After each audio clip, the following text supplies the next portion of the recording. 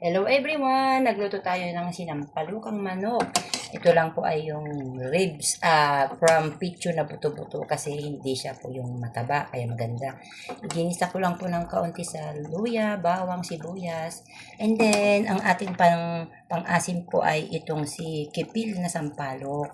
Ay masarap, mas masarap nga ho at organic. So, after that, palambutin ko lang ng kaunti yung okra. Lalagay na natin po si tawag dito,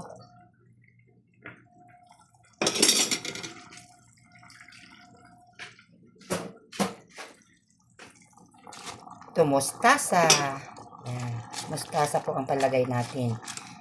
Half lang po at nang sa ganun hindi po mait kasi may pait daw. Pero sa akin na ito. Yan. Thanks for watching. Ready na po ito. Kanina ko pa po ito pinalalambot. So, sana nag-enjoy kayong manood. Maraming salamat. Yan. Yan. Organic.